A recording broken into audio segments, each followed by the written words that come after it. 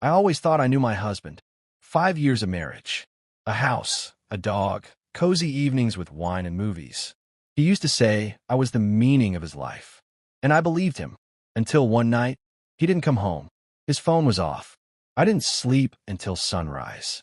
When he finally walked in, there was no guilt in his eyes, only exhaustion.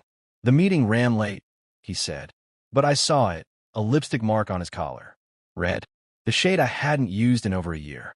I didn't say a word, just smiled and brought him coffee. But inside, everything broke. From that day on, I changed. Quiet. Observant. I checked his messages, watched who he talked to, smelled his shirts when he came home. And one day I decided, if he can, then so can I.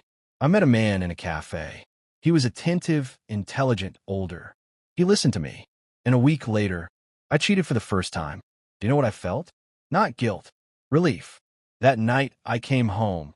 My husband was already asleep. I looked at him and thought, I wonder who he's dreaming about. 3 months passed. We both kept playing our roles, the perfect couple. But something shifted. He became cold. I became suspicious. And then, one day, I found a picture on his phone. A woman in a black dress, with a tattoo on her shoulder. She was hugging him. My world shattered. I couldn't take it anymore. I called the number, saved under the photo. A woman answered. I said, this is the wife of the man you're sleeping with. She laughed and said, oh, sweetheart, then you should know, he's not just cheating on you. And she hung up. In that moment, I realized this was only the beginning.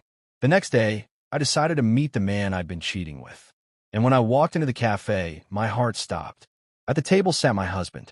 Yes, him. He was the man I'd been talking to under another name. He was the one I told about my cold husband. He was the one I opened my soul to. He looked up, slowly, realized everything, and said, so, we were both searching for something that we already had. We sat in silence for probably 10 minutes. Laughed, cried. Everything felt so absurd that even the pain faded away. After that, we didn't speak for a week. Then I packed my things and left. He didn't stop me. 2 years passed. I lived in another city. He stayed there in our old house. And then, one day I got a letter. Handwritten, on an old piece of paper. I bought your favorite sunflowers. Come home, if you still remember where it is. I went back. The house stood empty, but inside it smelled of coffee and that same cinnamon. He used to add to the morning cappuccino. He was sitting in the armchair, grayer, older, tired. I walked in, and he looked up. You came, he said. I silently walked over and hugged him. No words, no explanations. We just sat together. For a long time. Sometimes you don't need to say anything. Sometimes it's enough just to be. Now we live together again. We argue, we laugh, we disagree.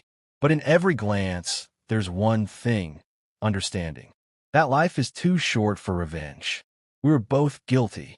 But maybe that's what saved us. And if you ask me whether I love him now, yes, but not like before. Now I love him the way you love someone. You've already lost once.